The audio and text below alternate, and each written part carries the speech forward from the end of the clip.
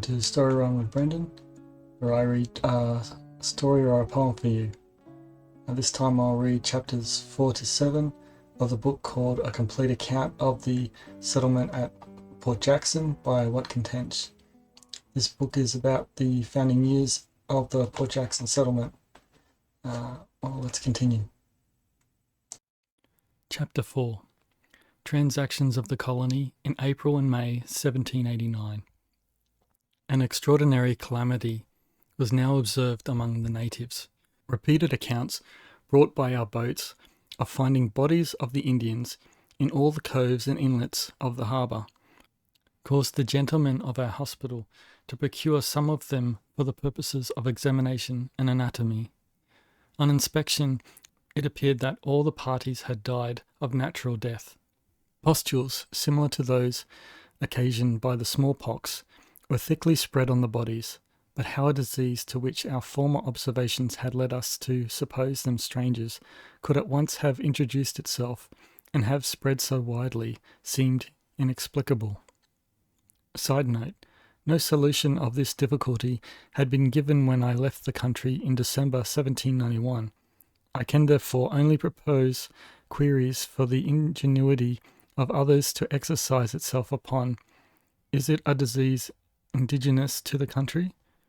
Did the French ships under Monsieur de Pérouse introduce it? Let it be remembered that they had now been departed more than a year, and we had never heard of its existence on board of them. Had it travelled across the continent from its western shore, where Dampier and other European voyagers had formerly landed? Was it introduced by Mr. Cook? Did we give it birth here? No person among us had been afflicted with the disorder since we had quitted the Cape of Good Hope 17 months before.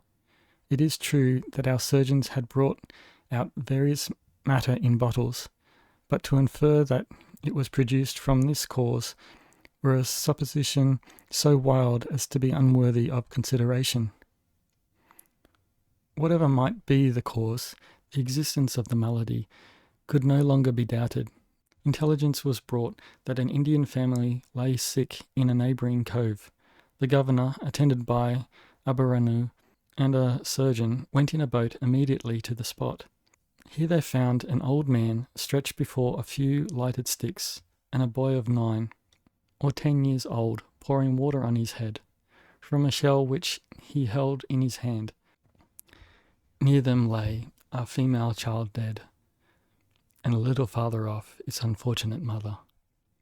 The body of the woman showed that famine superaided the disease and occasioned her death. Eruptions covered the poor boy from head to foot, and the old man was so reduced that he was, with difficulty, got into the boat.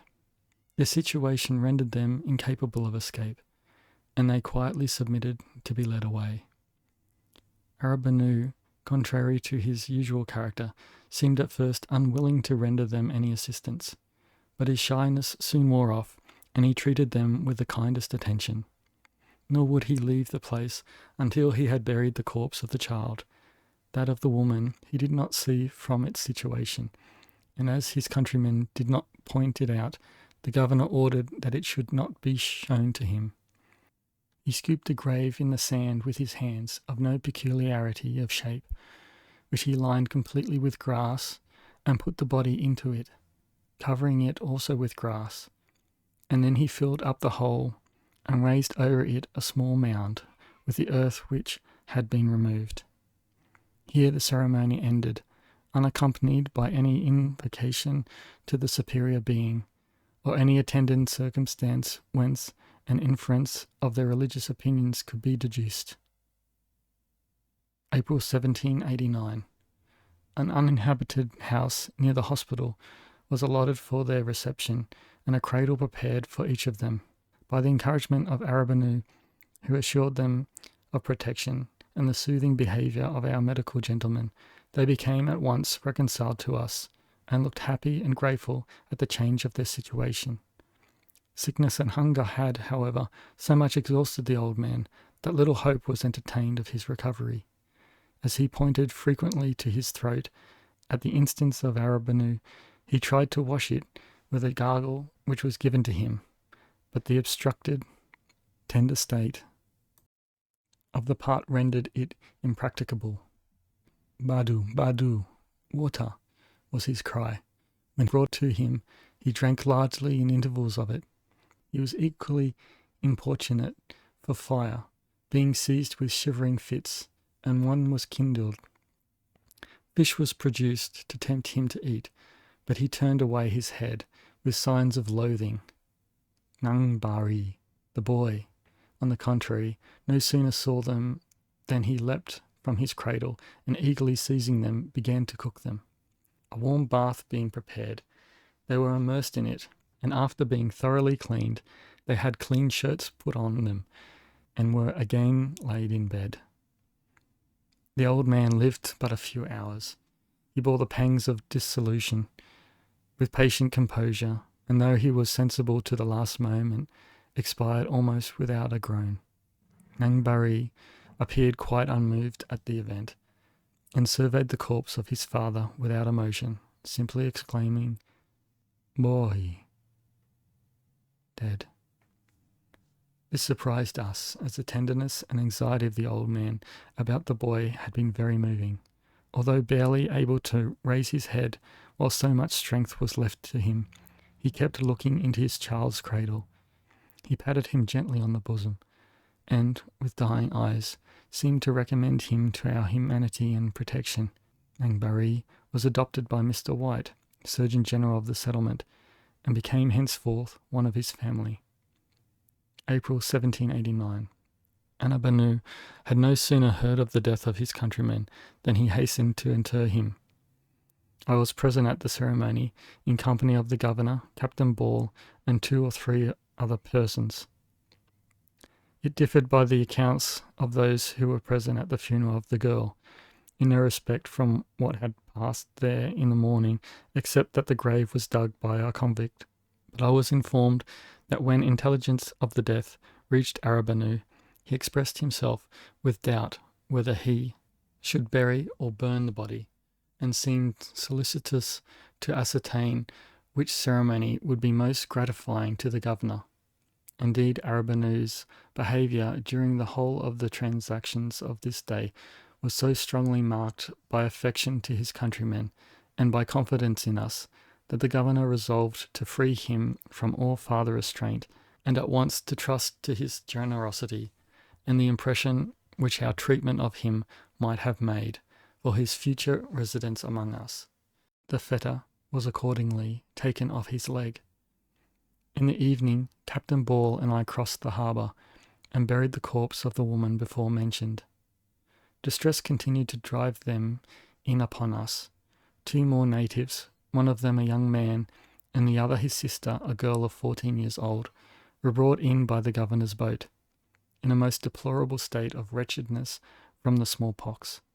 The sympathy and affection of Arabanu, which had appeared languid in the instance of Nang Bari and his father, here manifested themselves immediately. We conjectured that the difference of the tribes to which they belonged might cause the preference, but nothing afterwards happened to strengthen or confirm such a supposition. The young man died at the end of 3 days. The girl recovered and was received as an inmate with great kindness in the family of Mrs. Johnson, the clergyman's wife.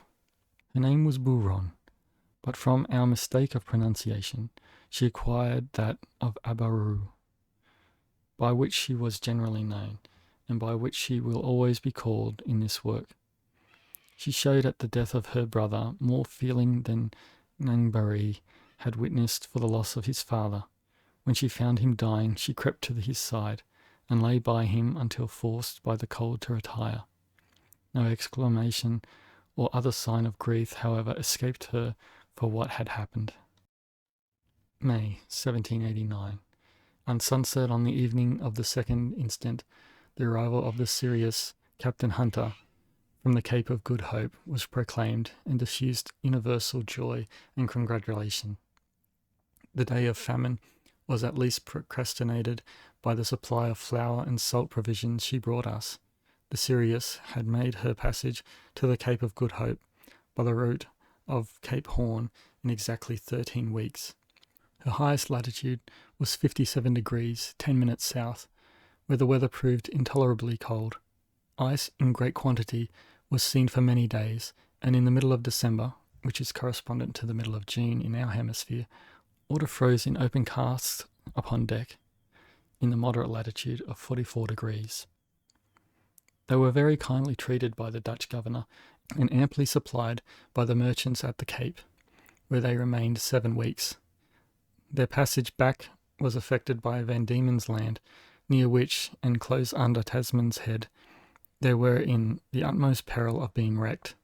In this long run, which had extended round the circle, they had always determined their longitude to the greatest nicety by distances taken between the sun and the moon, or between the moon and a star. But it falls to the lot of very few ships to possess such indefatigable and accurate observers as Captain Hunter and Mr. now Captain Bradley, the first lieutenant of the Sirius. May 1789. I feel assured that I have no reader who will not join in regretting the premature loss of Arabanu, who died of the smallpox on the 18th instant, after languishing in it 6 days. From some imperfect marks and indents on his face, we were inclined to believe that he had passed this dreaded disorder. Even when the first symptoms of sickness seized him, we continued willing to hope that they proceeded from a different cause, but at length the disease bursts forth with irresistible fury. It was superfluous to say that nothing which medical skill and unremitting attention could perform were left unexerted to mitigate his sufferings and prolong a life which humanity and affectionate concern towards his sick compatriots unfortunately shortened. During his sickness he reposed entire confidence in us. Although a stranger to medicine, and nauseating the taste of it, he swallowed with patient submission innumerable drugs. Side note: very different had been his conduct on a former occasion of a similar kind. Soon after he was brought among us, he was seized with a diarrhea, from which he could by no persuasion be induced to swallow any of our prescriptions. After many ineffectual trials to deceive or overcome him, it was at length determined to let him pursue his own course, and to watch if he should apply for relief to any of the productions of the country. He was in consequence observed to dig fern root and to chew it. Whether the disorder had passed its crisis, or whether the fern root effected a cure, I know not, but it is certain that he became speedily well. So during his sickness he reposed entire confidence in us. Although a stranger to medicine and nauseating the taste of it, he swallowed with patient submission innumerable drugs, which the hope of relief induced us to administer to him. The governor, who particularly regarded him. Another side note: the regard of reciprocal. His Excellency had been ill but a short time before, when Arabanu had testified the utmost solicitude for his ease and recovery. It is probable that he acquired on this occasion just notions of the benefit to be derived from medical assistance. A doctor is among them a person of consequence. It is certain that he latterly estimated our professional gentlemen very highly. So back to the text. The governor, who particularly regarded him, caused him to be buried in his own garden, and attended the funeral in person. The character of Arabanu, as far as we have developed it, was distinguished by a portion of gravity and steadiness which our subsequent acquaintance with his countrymen by no means led us to conclude a national characteristic. In that daring, enterprising frame of mind which, when combined with genius, constitutes the leader of a horde of savages, or the ruler of a people, boasting the power of discrimination and the resistance of ambition, he was certainly surpassed by some of his successors, who afterwards lived among us. His countenance was thoughtful, but not animated. His fidelity and gratitude, particularly to his friend the governor, were constant and undeviating, and deserve to be recorded. Although of a gentle and placable temper, we early discovered that he was impatient of indignity, and allowed of no superiority on our part. He knew that he was in our power, but the independence of his mind never forsook him. If the slightest insult were offered to him, he would return it with interest. A retaliation of merriment, he was often happy and frequently turned the laugh against his antagonist. He did not want docility, but either from the difficulty of acquiring our language, from the unskillfulness of his teachers, or from some natural defect, his progress in learning it was not equal to what we had expected. For the last 3 or 4 weeks of his life, hardly any restraint was laid upon his inclinations, so that had he meditated escape, he might easily have effected it. He was perhaps the only native who was ever attached to us from choice, and who did not prefer a precarious subsistence among wilds and precipices to the comforts of a civilized system.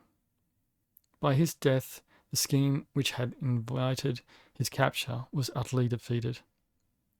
Of 5 natives who had been brought among us, 3 had perished from a cause which, though unavoidable, it was impossible to explain to a people who would condescend to enter into no intercourse with us. The same suspicious dread of our approach and the same scenes of vengeance acted on unfortunate strugglers continued to prevail. Chapter 5. Transactions of the colony until the close of the year 1789. The anniversary of His Majesty's birthday was celebrated, as heretofore, at the Government House with loyal festivity. In the evening, the play of the recruiting officer was performed by a party of convicts, and honoured by the presence of His Excellency and the officers of the garrison.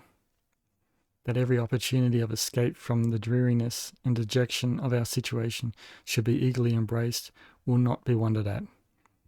The exhilarating effect of a splendid theatre is well known, and I am not ashamed to confess that the poorer distribution of 3 or 4 yards of stained paper and a dozen farthing candles stuck around the mud walls of a convict hut failed not to diffuse general complacency on the countenances of 60 persons of various descriptions who were assembled to applaud the representation. Some of the actors acquitted themselves with great spirit and received the praises of the audience.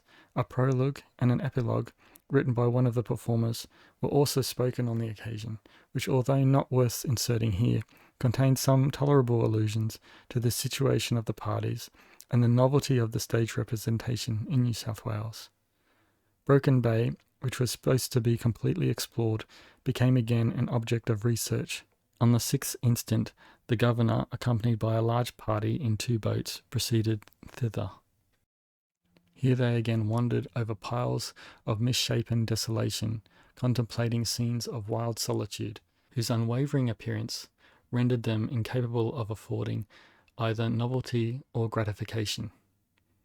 But when they had given over the hope of farther discovery by pursuing the windings of the inlet, which from its appearance was supposed to be a short creek, they suddenly found themselves at the entrance of a freshwater river, up which they proceeded 20 miles, about 32 kilometres, in a westerly direction, and would have farther prosecuted their research had not a failure of provisions obliged them to return. This river they described to be of considerable breadth and of great depth, but its banks had hitherto presented nothing better than a counterpart of the rocks and precipices which surrounded Broken Bay. June 1789. A second expedition to ascertain its course was undertaken by His Excellency, who now penetrated, measuring by the bed of a river, between 60 and 70 miles, 96 to 112 k's, when the farther progress of the boats was stopped by a fall. The water in every part was found to be fresh and good. Of the adjoining country, the opinions of those who had inspected it, of which number I was not, were so various that I shall decline to record them. Some saw a rich and beautiful country, and others were so unfortunate as to discover little else than large tracts of lowland, covered with reeds, and rank with the inundations of the stream by which they had been recently covered. All parties, however, agreed that the rocky, impenetrable country seen on the first excursion had ended nearly about the place whence the boats had then turned back. Close to the fall stands a very beautiful hill, which our adventurers mounted and enjoyed from it an extensive prospect. Potatoes, maize, and garden seeds of various kinds were put into the earth by the governor's order on different parts of Richmond Hill, which was announced to be its name. The latitude of Richmond's Hill, as observed by Captain Hunter, was settled at 33 degrees 36 minutes south. Here also the river received the name of Hawkesbury in honour of the noble lord who bears that title. Natives were found on the banks in several parts, many of whom were labouring under the smallpox. They did not attempt to commit hostilities against the boats, but on the contrary showed every sign of welcome and friendship to the strangers. At this period I was unluckily invested with the command of the outpost at Rose Hill, which prevented me from being in the list of discoverers of the Hawkesbury. Stimulated, however, by a desire of acquiring a further knowledge of the country, on the 26th instant, accompanied by Mr. Arndell, assistant surgeon of the settlement, Mr. Lowes, surgeon's mate of the Sirius, 2 marines, and a convict, I left the redoubt at daybreak, pointing our march to a hill, distance 5 miles, in a westerly or inland direction, which commands a view of the great chain of mountains called Carmarthen Hills, extended from north to south farther than the eye can reach. Here we paused, surveying the wild abyss, pondering our voyage. Before us lay the trackless, immeasurable desert, in awful silence.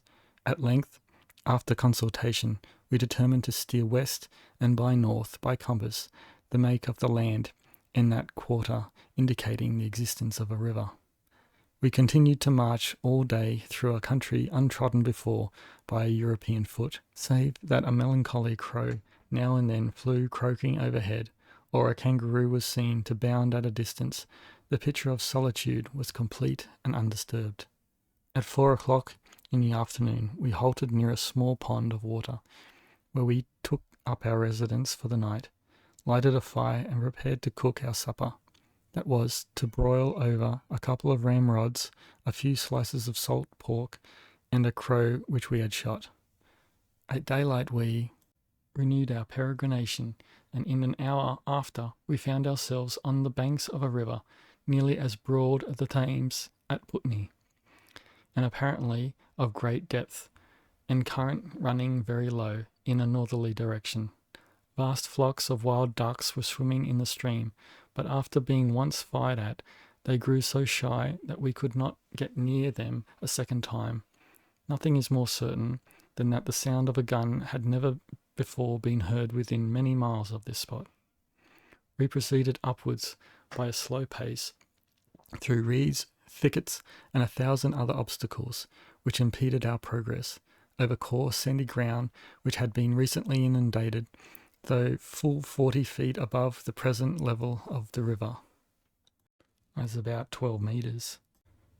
Traces of the natives appeared at every step, sometimes in their hunting huts, which consist of nothing more than a large piece of bark, bent in the middle and open at both ends, exactly resembling 2 cards set up to form an acute angle, sometimes in marks on trees which they had climbed, or in squirrel traps. Side note, a squirrel trap is a cavity of considerable depth, formed by art in the body of a tree. When the Indians in their hunting parties set fire to the surrounding country, which is a very common custom, the squirrels, opossums, and other animals who live in trees flee for refuge into these holes, whence they are easily dislodged and taken. The natives always pitch on a part of a tree for this purpose, which has been perforated by a worm, which indicates that the wood is in an unsound state and will readily yield to their efforts. If the rudeness and imperfection of the tools with which they work be considered, it must be confessed to be an operation of great toil and difficulty. Back to the main story. So sometimes in marks on trees which they had climbed, or in squirrel traps, or, which surprised us more, from being new decoys for the purpose of ensnaring birds. These are formed of underwood and reeds, long and narrow, shaped like a mound raised over a grave, with a small aperture at one end for admission of the prey, and a grate made of sticks at the other. The bird enters at the aperture, seeing before him the light of the grate, between the bars of which he vainly endeavours to thrust himself, until taken. Most of these decoys were full of feathers, chiefly those of quails, which showed their utility. We also met with 2 old damaged canoes hauled up on the beach, which differed in no wise from those found on the sea coast. June 1789. Having remained out 3 days, we returned to our quarters at Rose Hill with the pleasing intelligence of our discovery. The country we had passed through we found tolerably plain and little encumbered with underwood, except near the riverside. It is entirely covered with the same sorts of trees as grow near Sydney, and in some places grass springs up luxuriantly. Other places are quite bare of it. The soil is various. In many parts, a stiff arid clay covered with small pebbles. In other places, of a soft loamy nature. But invariably, in every part near the river, it is a coarse, sterile sand. Our observations on it, particularly mine, from carrying the compass by which we steered, were not so numerous as might have been wished. But certainly, if the qualities of it be such as to deserve future cultivation, no impediment of service, but that of cutting down and burning the trees, exists to prevent its being tilled. To this river the governor gave the name Nepean. The distance of the part of the river which we first hit upon from the sea coast is about 39 miles, 62 kilometres, in a direct line almost due west. A survey of Botany Bay took place in September. I was of the party with several other officers. We continued 9 days in the bay, during which time the relative position of every part of it to the extent of more than 30 miles, 48 k's, following the windings of the shore, was ascertained and laid down on paper by Captain Hunter. So complete an opportunity of forming a judgment enables me to speak decisively of a place which has often engaged conversation and excited reflection. Variety of opinions have disappeared. I shall, therefore, transcribe literally what I wrote in my journal on my return from the expedition. We were unanimously of opinion that had not of the nautical part of Mr. Cook's description, in which we include the latitude and longitude of the bay, been so accurately laid down, there would exist the utmost reason to believe that those who have described the contiguous country had never seen it.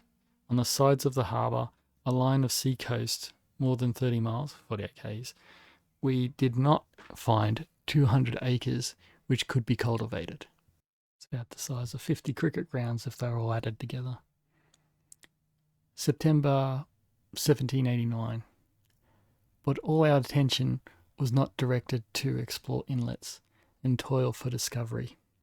Our internal tranquillity was still more important. To repress the inroads of depredation and to secure to honest industry the reward of its labour had become matter of the most serious consideration. Hardly a night passing without the commission of robbery. Many expedients were devised, and the governor at length determined to select from the convicts a certain number of persons who were meant to be of the fairest character for the purpose of being formed into a nightly watch for the preservation of public and private property, under the following regulations, which, as the first system of police in a colony, so peculiarly constituted as ours, may perhaps prove not uninteresting. Number 1.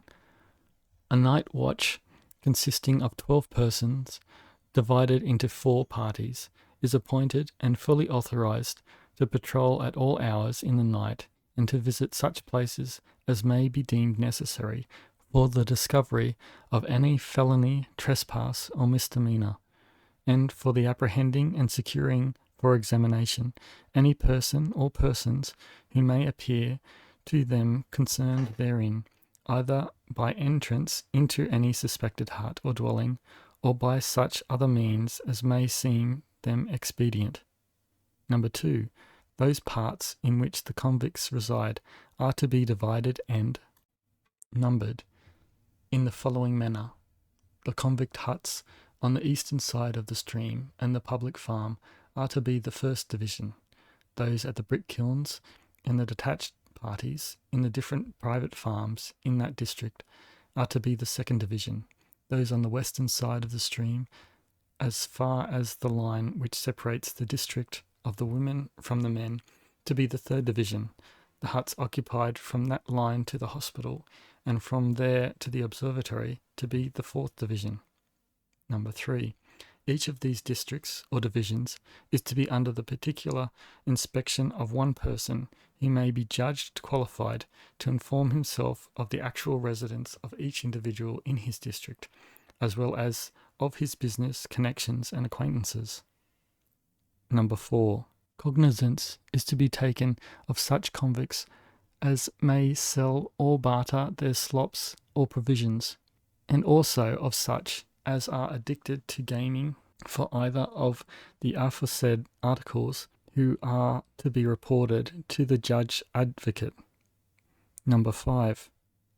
Any soldier or seaman found struggling after the beating of the tattoo, or who may be found in a convict's hut, is to be detained, and information of him immediately given to the nearest guard. Number 6. Any person who may be robbed during the night is to give immediate information thereof to the watch of his district, who, on the instant of application being made, shall use the most effectual means to trace out the offender or offenders, so that he, she, or they may be brought to justice. Number 7. The watch of each district is to be under the direction of one person, who will be named for that purpose. All the patrols are placed under the immediate inspection of Herbert Keeling. They are never to receive any fee, gratuity, or reward from any individual whatever to engage their exertions in the execution of the above trust, nor will they receive any stipulated encouragement for the conviction of any offender, but their diligence and good behaviour will be rewarded by the governor, and for this purpose their conduct will be strictly attended to by those who are placed in authority over them. Number 8.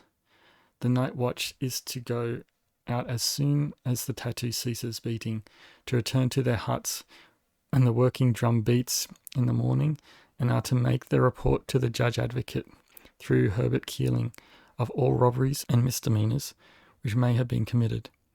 Any assistance the patrols may require will be given to them on applying to the officer commanding the nearest guard, and by the civil power, if necessary, for which last application is to be made to the provost marshal. Number 9. Any negligence on the part of those who shall be employed on this duty will be punished with the utmost rigour of the law. Number 10. The night watch is to consist of 12 persons. Every political code, either from a defect of its constitution or from the corruptness of those who are entrusted to execute it, will be found less perfect in practice than speculation had promised itself. It were, however, prejudice to deny that for some time following the institution of this patrol, nightly depredations became less frequent and alarming. The petty villains, at least, were restrained by it, and to keep even a garden unravaged was now become a subject of the deepest concern. For in October, our weekly allowance of provisions, which had hitherto been 8 pounds of flour, 5 pounds of salt pork, 3 pints of peas, 6 ounces of butter, was reduced to 5 pounds, 5 ounces of flour, 3 pounds, 5 ounces of pork, and 2 pints of peas. In order to lessen the consumption from the public stores, the supply was ordered to touch at Lord Howe Island, in her way from Norfolk Island, to try if turtle could be procured for the purpose of being publicly served in lieu of salt provisions. but she brought back only 3 turtles, which were distributed in the garrison. December 1789. At the request of His Excellency, Lieutenant Dawes of the Marines, accompanied by Lieutenant Johnston and Mr. Lowes, about this time undertook the attempt to cross the Nepean River and to penetrate the Carmarthen Mountains. Having discovered a ford in the river, they passed it and proceeded in a westerly direction. But they found the country so rugged and difficulty of walking so excessive that in 3 days they were able to penetrate only 15 miles, about 24 kilometres, and were therefore obliged to relinquish their object. This party, at the time they returned back, were farther inland than any other persons ever were before or since, being 54 miles, 87 kilometres, in a direct line from the sea coast, when on the summit of Mount Twiss, a hill so named by them, and which bounded their peregrination. It's a slow, long journey. Intercourse with the natives, for the purpose of knowing whether or not the country possessed any resources by which life might be prolonged. Side note, one of the convicts, a Negro, had twice eloped with an intention of establishing himself in the society of the natives, with a wish to adopt their customs and to live with them, but he was always repulsed by them and compelled to return to us from hunger and wretchedness. Back to the text. By which life might be prolonged, as well as, on other accounts, becoming every day more desirable, the governor resolved to make prisoners of 2 more of them. Boats properly provided, under the command of Lieutenant Bradley of the Sirius, were accordingly dispatched on this service, and completely succeeded in trepanning and carrying off, without opposition, 2 fine young men, who were safely landed among us at Sydney.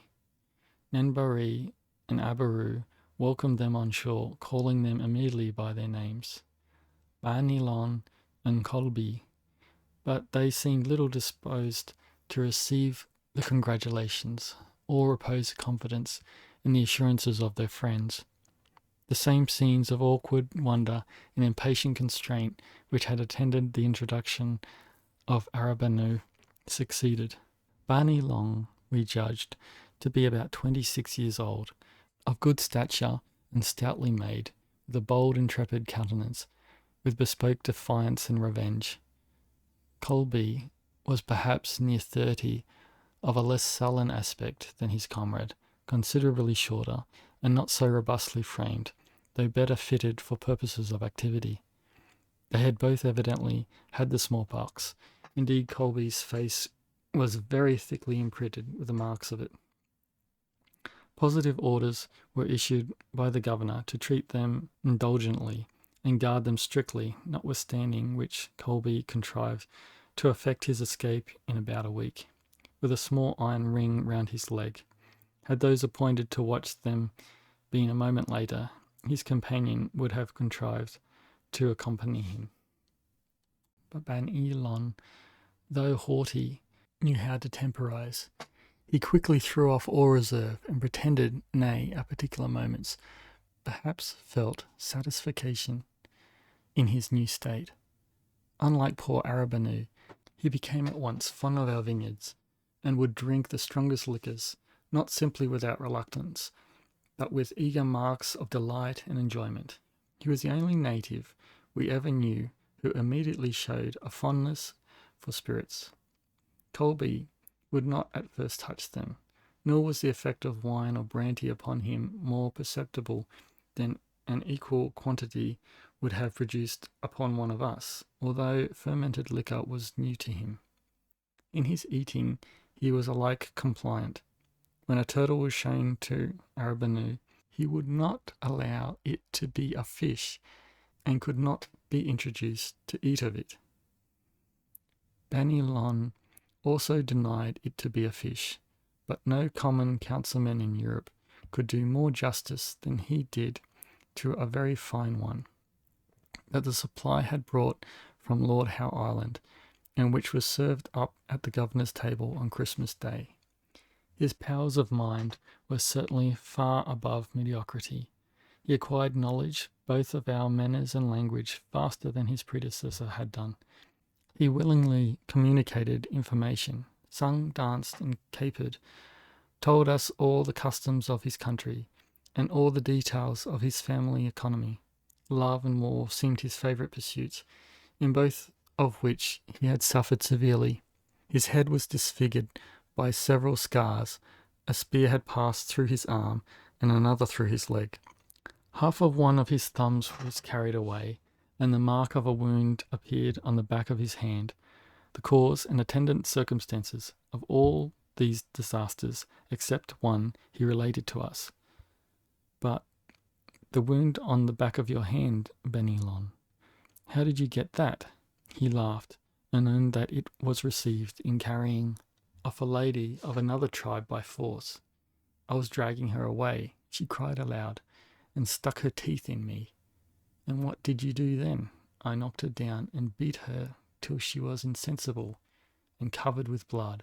Then, whenever he recounted his battles, poised his lance, and showed how fields were won, the most violent exclamations of rage and vengeance against his competitors in arms, those of the tribe called Kamiralgal in particular, would burst from him, and he never failed at such times to solicit the governor to accompany him with a body of soldiers in order that he might exterminate this hated name.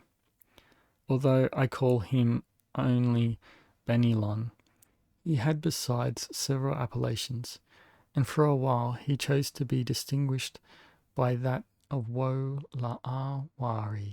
Again, as a mark of affection and respect to the governor, he conferred on him the name of Wo-la-a-wari, and sometimes called him Bin-en-a, father, adopting to himself the name of governor. This interchange, we found, is a constant symbol of friendship among them. Side note, it is observable that this custom prevails as a pledge of friendship and kindness all over Asia, and as also been mentioned by Captain Cook to exist among the natives in the South Sea Islands. Back to the text. In a word, his temper seemed pliant, and his relish of our society so great that hardly anyone judged he would attempt to quit us, were the means of escape put within his reach. Nevertheless, it was thought proper to continue to watch over him. Chapter 6. Transactions of the colony, from the beginning of the year 1790 until the end of May following. Our impatience of news from Europe strongly marked the commencement of the year. We had now been 2 years in the country, and 32 months from England, in which long period no supplies except what had been procured at the Cape of Good Hope by the Sirius had reached us. From intelligence of our friends and connections, we had been entirely cut off, no communication whatever having passed with our native country since the 13th of May, 1787, the day of our departure from Portsmouth. Famine, besides, was approaching with gigantic strides, and gloom and dejection overspread every countenance. Men abandoned themselves to the most desponding reflections, and adopted the most extravagant conjectures. Still, we were on the tiptoe of expectation. If thunder broke at a distance, or a fowling piece of louder than ordinary report resounded in the woods, a gun from a ship was echoed on every side, and nothing but hurry and agitation prevailed. For 18 months after we had landed in the country, a party of marines used to go weekly to Botany Bay to see whether any vessel, ignorant of our removal to Port Jackson, might be arrived there. But a better plan was now devised. On the suggestion of Captain Hunter, a party of seamen were fixed on a high bluff called the South Head, at the entrance of the harbour, on which a flag was ordered to be hoisted whenever a ship might appear, which should serve as a direction to her and as a signal of approach to us.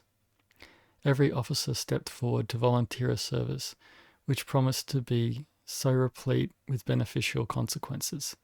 But the zeal and alacrity of Captain Hunter and our brethren of the Sirius rendered superfluous all assistance or cooperation. 1790. Here on the summit of the hill, every morning from daylight until the sun sunk, did we sweep the horizon in hope of seeing a sail. At every fleeting speck which rose from the bosom of the sea, the heart bounded and the telescope was lifted to the eye. If a ship appeared here, we knew she must be bound to us, for on the shores of this vast ocean, the largest in the world, we were the only community which possessed the art of navigation and languished for intercourse with civilized society. To say that we were disappointed and shocked would very inadequately describe our sensations, but the misery and horror of such a situation cannot be imparted even by those who have suffered under it. March 1790. Vigorous measures were becoming indispensable.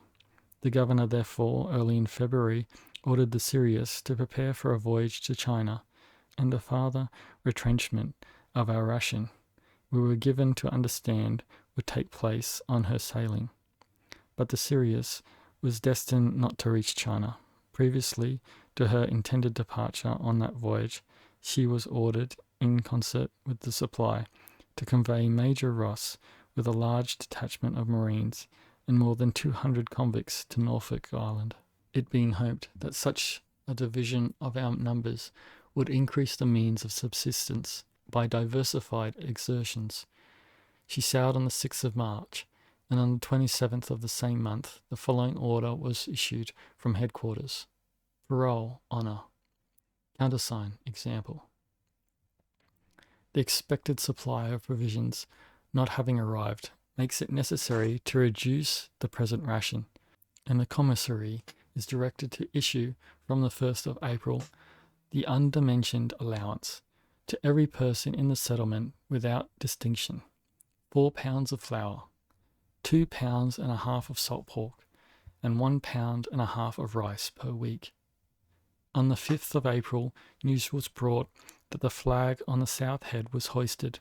Less emotion was created by the news than might be expected. Every one coldly said to his neighbour, "The Sirius and Supply are returned from Norfolk Island." To satisfy myself that the flag was really flying, I went to the observatory and looked for it through the large astronomical telescope, when I plainly saw it.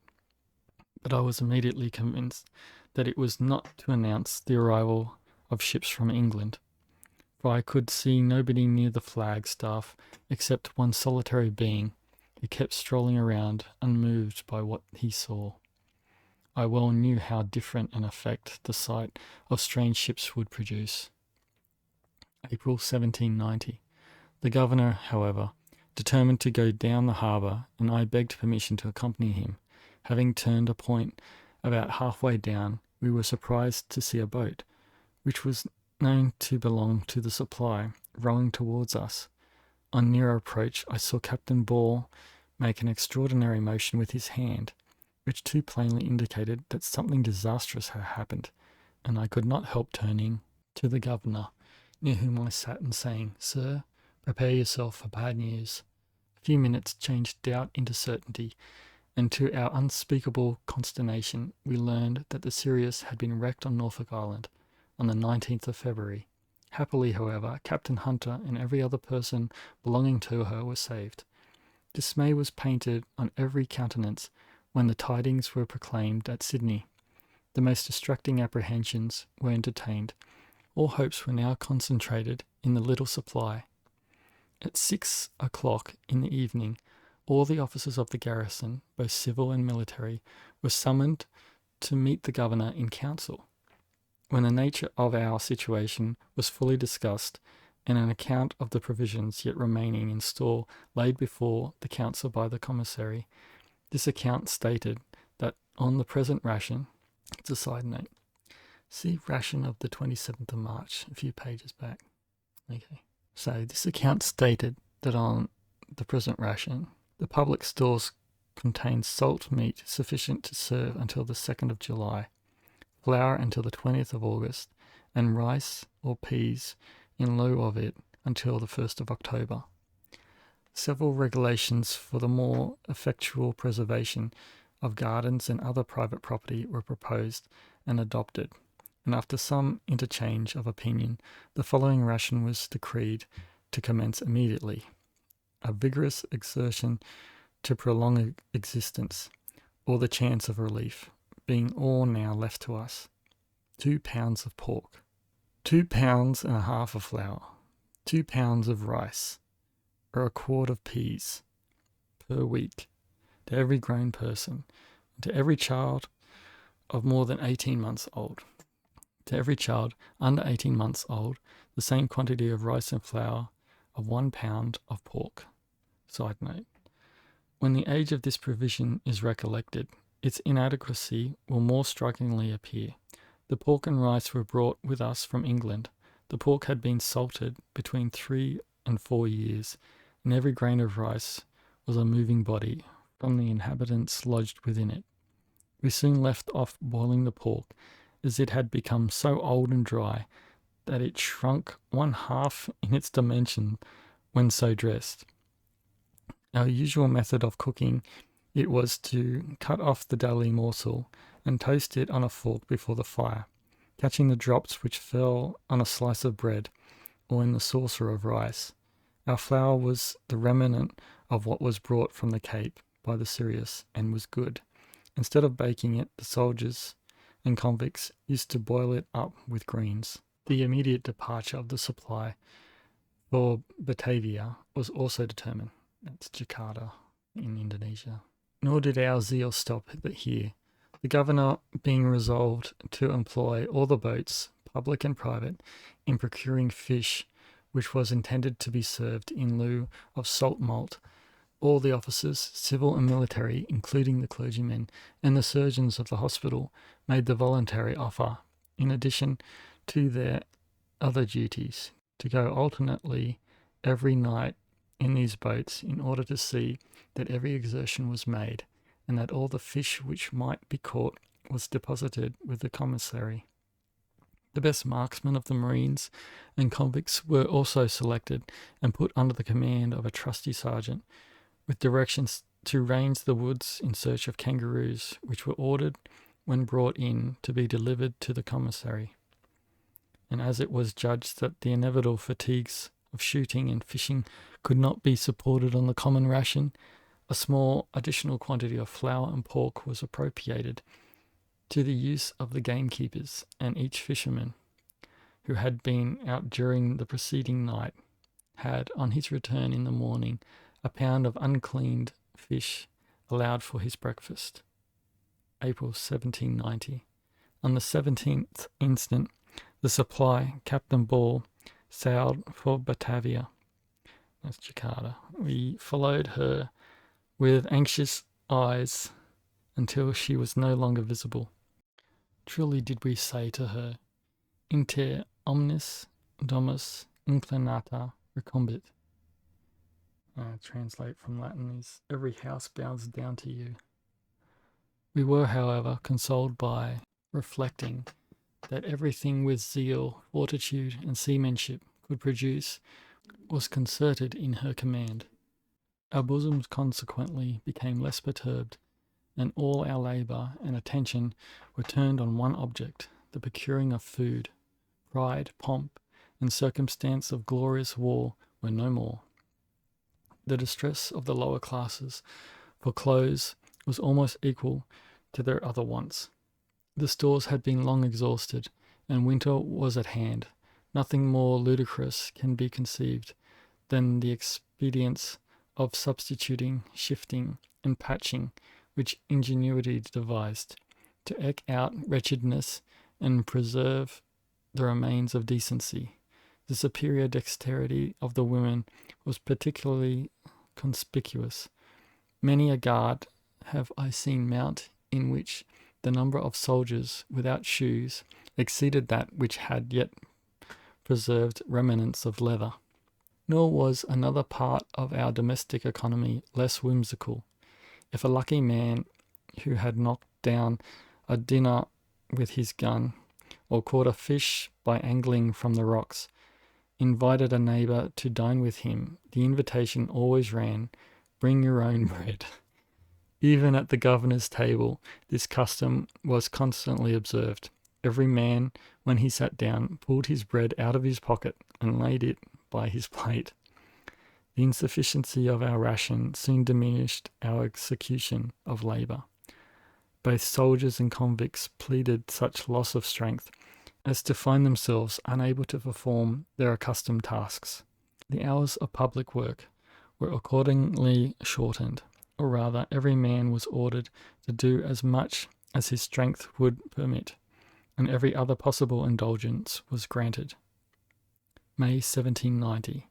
In proportion, however, as lenity and mitigation were extended to inability and helplessness, inasmuch as was most rigorous justice executed on disturbers of the public tranquillity. Persons detected in robbing gardens or pilfering provisions were never screened, because as every man could possess, by his utmost exertions, but a bare sufficiency to preserve life, he who deprived his neighbour of that little drove him to desperation. A side note. Its preservation in some cases was found impracticable. 3 or 4 instances of persons who perished from want have been related to me. One only, however, fell within my own observation. I was passing the provision store when a man with a wild, haggard countenance, who had just received his daily pittance to carry home, came out. His faltering gait and eager, devouring eye led me to watch him, and he had not proceeded 10 steps before he fell. I ordered him to be carried to the hospital, where, when he arrived, he was found dead.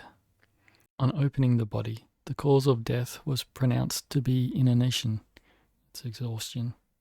And back to the text.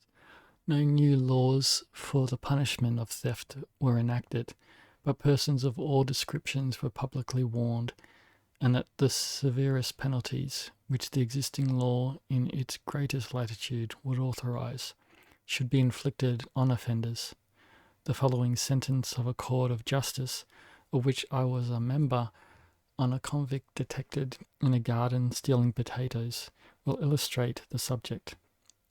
He was ordered to receive 300 lashes immediately, to be chained for 6 months to 2 other criminals who were thus fettered for former offences, and to have his allowance of flour stopped for 6 months, so that during the operation of the sentence 2 pounds of pork and 2 pounds of rice, or in lieu of the latter, a quart of peas per week, constituted his whole subsistence.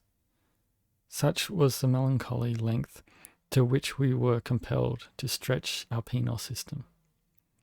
Farther to contribute to the detection of villainy, a proclamation offering a reward of 60 pounds of flour, more tempting than the ore of Peru or Potosi, was promised to any one who should apprehend and bring to justice a robber of garden ground.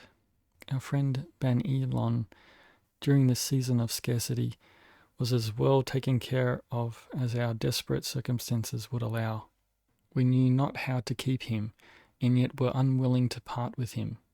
Had he penetrated our state, perhaps he might have given his countrymen such a description of our diminished numbers and diminished strength as would have emboldened them to become more troublesome. Every expedient was used to keep him in ignorance. His allowance was regularly received by the governor's servant, like that of any other person, but the ration of a week was insufficient to have kept him for a day. The deficiency was supplied by fish whenever it could be procured, and a little Indian corn, which had been reserved, was ground and appropriated to his use. In spite of all these aids, want of food has been known to make him furious and often melancholy. May 1790. There is reason to believe that he had long meditated his escape, which he effected in the night of the 3rd instant. About 2 o'clock in the morning he pretended illness, and awakening the servant who lay in the room with him, begged to go downstairs. The other attended him without suspicion of his design, and Bani Lon no sooner found himself in a backyard than he nimbly leapt over a slight paling and bade us adieu. The following public order was issued within the date of this chapter, and is too pleasing a proof that universal depravity did not prevail among the convicts to be omitted. The governor, in consequence of the remitted good behaviour and meritorious conduct of John Irving, is pleased to remit the remainder of the term for which he was sentenced to transportation. He is therefore to be considered as restored to all those rights and privileges which had been suspended in consequence of the sentence of the law, and as such he is hereby appointed to act as an assistant to the surgeon of Norfolk Island. Chapter 7. Transactions of the colony in June, July, and August 1790. June. At length the clouds of misfortune began to separate, and on the evening of the 3rd of June the joyful cry of "The flag's up!" resounded in every direction. I was sitting in my hut, musing on our fate, when a confused clamour in the street drew my attention. I opened my door and saw several women with children in their arms, running to and fro with distracted looks, congratulating each other and kissing the infant with the most passionate and extravagant marks of fondness. I needed no more, but instantly started out, and ran to a hill, where by the assistance of a pocket glass my hopes were realized. My next-door neighbour, a brother officer, was with me, but we could not speak. We wrung each other by the hand, with eyes and hearts overflowing. Finding that the governor intended to go immediately in his boat down the harbour, I begged to be of his party. As we proceeded, the object of our hopes soon appeared, a large ship, with English colours flying, working in between the heads, which formed the entrance of the harbour. The tumultuous state of our minds represented her in danger, and we were in agony. Soon after, the governor, having ascertained what she was, left us, and stepped into a fishing boat to return to Sydney. The weather was wet and tempestuous, but the body is delicate only when the soul is at ease. We pushed through wind and rain, the anxiety of our sensations every moment redoubling. At last we read the word London on her stern. Pull away, my lads. She is from old England. A few strokes more and we shall be aboard. Hurrah for a bellyful and news from our friends. Such were our exhortations to the boat's crew. A few minutes completed our wishes, and we found ourselves on board the Lady Juliana transport, with 225 of our countrywomen, whom crime or misfortune had condemned to exile. We learned that they had been almost 11 months on their passage, having left Plymouth, into which port they had put in July 1789. We continued to ask 1,000 questions on a breath. Stimulated by curiosity, they inquired in turn, but the right of being first answered, we thought, lay on our side. "Letters! Letters!" was the cry. They were produced and torn open in trembling agitation. News burst upon us like meridian splendour on a blind man. We were overwhelmed with it, public, private, general, and particular, nor was it until some days had elapsed that we were able to methodize it, or reduce it into form. We now heard for the first time of our sovereign's illness, and his happy restoration to health. The French Revolution of 1789, with all the attendant circumstances of that wonderful and unexpected event, succeeded to amaze us. As a side note, these words bring to my mind an anecdote which, though rather out of place, I shall offer no apology for introducing. Among other inquiries, we were anxious to learn whether M. de la Pérouse, with the 2 ships under his command, bound on a voyage of discovery, had arrived in France. We heard the concern that no accounts of them had been received since they left Botany Bay in March 1788.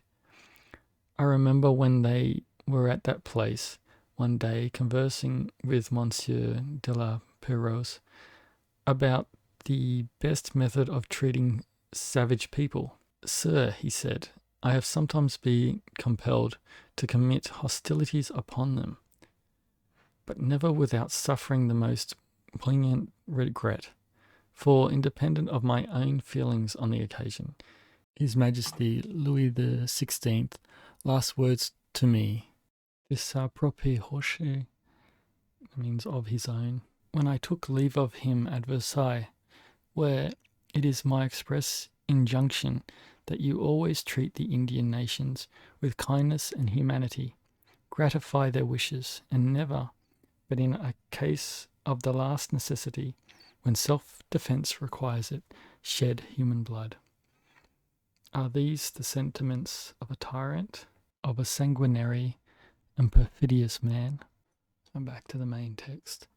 Now to the disaster which had befallen the Guardian, and the liberal and enlarged plan on which she had been stored and fitted out by government for our use was promulged. It served also, in some measure, to account why we had not sooner heard from England.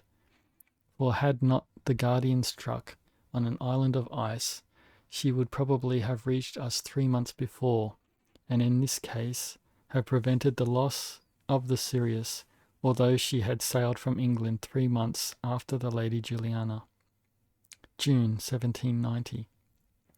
A general thanksgiving to Almighty God for His Majesty's recovery and happy restoration to his family and subjects was ordered to be offered up on the following Wednesday, when all public labour was suspended, and every person in the settlement attended at church, where a sermon suited to an occasion at once so full of gratitude and solemnity was preached by the Reverend Richard Johnson, chaplain of the colony. All the officers were afterwards entertained at dinner by the governor, and in the evening an address to His Excellency, expressive of congratulation and loyalty, was agreed upon, and in 2 days after was presented and very graciously received. The following invitation to the non-commissioned officers and private soldiers of the Marine Battalion was also about this time published. In consequence of the assurance that was given to the non-commissioned officers and men belonging to the Battalion of Marines on their embarking for the service of this country, that such of them as should behave well would be allowed to quit the service on their return to England, or be discharged abroad, upon the relief taking place, and permitted to settle in the country. His Majesty has been graciously pleased to direct the following encouragement to be held up to such non-commissioned officers and privates as may be disposed to become settlers in this country, or in any of the islands comprised within the government of the continent of New South Wales, on the arrival of the corps raised and intended for the service of this colony, and for their relief, viz. To every non-commissioned officer, an allotment of 130 acres of land, if single, and of 150 acres if married. To every private soldier, an allotment of 80 acres, if single, and of 100 acres if married, and also an allotment of 10 acres for every child, whether of a non-commissioned officer or of a private soldier. These allotments will be free for all fines, taxes, quit rents, and other acknowledgements for the space of 10 years, but after the expiration of that period will be subject to an annual quit rent of 1 shilling for every 50 acres. 1 shilling is about 10 cents. In today's money, it's about $19 Australian. His Majesty has likewise been farther pleased to signify his royal will and pleasure that a bounty of £3 be offered to each non-commissioned officer and soldier who may be disposed to continue in this country, and enlist in the corps appointed for the service of New South Wales. At £3 back then, that's about $1,100 in Australian money today, with a further assurance that in the case of a proper demeanour on their part, they shall, after a further service of 5 years, be entitled to double the former portion of land, provided they then choose to become settlers in the country, free of all taxes, fines, and quit rents for the space of 15 years, but after that time to be subject to the before-mentioned annual quit rent of 1 shilling for every 50 acres. And as a further encouragement to those men who may be desirous to become settlers and continue in the country, His Majesty has been likewise pleased to direct that every man shall, on being discharged, receive out of the public store a portion of clothing and provisions sufficient for his support for 1 year, together with a suitable quantity of seeds, grain, etc., for the tillage of the land, and a portion of tools and implements of agriculture proper for their use. And whenever any man who may become a settler can maintain, feed, and clothe such a number of convicts as may be judged necessary by a governor for the time being to assist him in clearing and cultivating the land, the service of such convicts shall be assigned to him. June 1790. We were joyfully surprised on the 20th of the month to see another sail enter the harbour. She proved to be the Justinian transport, commanded by Captain Maitland, and our rapture was doubled on finding that she was laden entirely with provisions for our use. Full allowance and general congratulation immediately took place. This ship had left Falmouth on the preceding 20th of January and completed her passage exactly in 5 months. A side note, accident only prevented her from making it in 18 days less, for she was then in sight of the harbour's mouth, when an unpropitious gale of wind blew her off. Otherwise, she would have reached us 1 day sooner than the Lady Juliana. It is a curious circumstance that these two ships had sailed together from the River Thames, one bound to Port Jackson and the other bound to Jamaica. The Justinian carried her cargo to the last mentioned place, landed it, and loaded afresh with sugars, which she returned with and delivered in London. She was then hired as a transport, reladen, and sailed for New South Wales.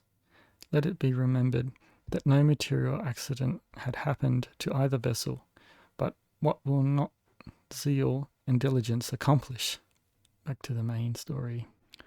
She had stayed at Madeira 1 day and 4 at Santiago, from which last place she had steered directly for New South Wales, neglecting Rio de Janeiro on her right and the Cape of Good Hope on her left, and notwithstanding the immense tract of ocean she had passed, brought her crew without sickness into harbour. When the novelty and boldness of such an attempt shall be recollected, too much praise on the spirit and activity of Mr. Maitland cannot be bestowed. June 1790. Good fortune continued to befriend us. Before the end of the month, 3 more transports, having on board 2 companies of the New South Wales Corps, arrived to add to our society. These ships also brought out a large body of convicts, whose state and suffering will be best estimated by the following return. Names of the ships: Neptune, Surprise, and Scarborough. Number of people embarked: 530, 252, 256, a total of 1,038. Number of persons who died on the passage: on the first ship, 163, 42 on the second, 68 on the last. That's a total of 273 people died, not making it there over the trip. Number landed sick at Port Jackson: 269, 121, 96, a total of 486 sick. Note, of course, those landed sick, 124 died in the hospital at Sydney. Wow, this is like a quarter out of the 500. On our passage from England, which had lasted more than 8 months, and with nearly an equal number of persons. Only 24 had died, and not 30 were landed sick. The difference can be accounted for only by comparing the manner in which each fleet was fitted out and conducted. With us, the provisions served on board were laid in by a contractor who sent a deputy to serve them out, and it became a part of duty for the officers of the troops to inspect their quality and to order that everyone received his just proportion, whereas in the fleet now arrived, the distribution of provisions rested entirely with the masters of the merchantmen, and the officers were expressly forbidden to interfere in any shape further about the convicts than to prevent their escape. It's terrible. £17 in full of all expense was the sum paid by the public for the passage of each person, and this sum was certainly competent to afford fair profit to the merchant who contracted. But there is reason to believe that some of those who were employed to act for him violated every principle of justice and rioted on the spoils of misery for want of a controlling power to check their enormities. No doubt can be entertained that a humane and liberal government will interpose its authority to prevent the repetition of such flagitious conduct. Although the convicts had landed from these ships with every mark of meagre misery, yet it was soon seen that a want of room in which more conveniences might have been stowed for their use had not caused it.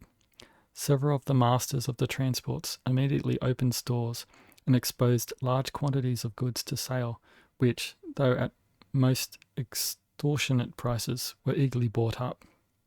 Such was the weekly state of the newcomers that for several weeks little real benefit to the colony was derived from so great a nominal addition to our number. However, as fast as they recovered, employment was immediately assigned to them. The old hours of labour, which had been reduced in our distress, were re-established, and the most vigorous measures adopted to give prosperity to the settlement. New buildings were immediately planned, and large tracts of ground at Rose Hill ordered to be cleared and prepared for cultivation. Some superintendents who had arrived in the fleet and were hired by government for the purpose of overlooking and directing the convicts were found extremely serviceable in accelerating the progress of improvement. July 1790. This month was marked by nothing worth communication, except a melancholy accident which befell a young gentleman of amiable character, one of the midshipmen lately belonging to the Sirius, and 2 marines. He was in a small boat with 3 marines in the harbour when a whale was seen near them. Sensible of their danger, they used every effort to avoid the cause of it by rowing in a contrary direction from that which the fish seemed to take. But the monster suddenly arose close to them and nearly filled the boat with water. By exerting themselves, they bailed her out and again steered from it. For some time it was not seen, and they conceived themselves safe, when, rising immediately under the boat, it lifted her to the height of many yards on its back, whence, slipping off, she dropped as from a precipice, and immediately filled and sank. The midshipmen and one of the marines were sucked into the vortex which the whale had made, and disappeared at once. The 2 other marines swam for the nearest shore, but one only reached it, to recount the fate of his companions. August 1790. In the beginning of this month, in company with Mr. Dawes and Mr. Morgan, late surgeon of the Sirius, I undertook an expedition to the southward and westward of Rose Hill, where the country had never been explored. We remained out 7 days and penetrated to a considerable distance in a south-southwest direction, bounding our course at a remarkable hill to which, from its conical shape, we gave the name Pyramid Hill, except the discovery of a river, which is unquestionably the Nepean, near its source, to which we gave the name of the Worgan, in honour of one of our party. nothing very interesting was remarked. Towards the end of the month, we made a second excursion to the northwest of Rose Hill, when we again fell in with the Nepean and traced it to the spot where it had first been discovered by the party of which I was a member, 14 months before. Examining the country as we went along, little doubt now subsisted that the Hawkesbury and the Nepean were one river. We undertook a third expedition soon after to Broken Bay, which place we found had not been exaggerated in description. Whether its capacious harbour or its desolate, incultivable shores be considered, on all these excursions we brought away in small bags as many specimens of the soil of the country we had passed through as could be conveniently carried, in order that by analysis its qualities might be ascertained. That was the chapters 4 to 7 of a book called A Complete Account of the Settlement at Port Jackson by Watkin Tench. Please join me next time when I read through chapters 8 to 11. Until next time, I wish you well.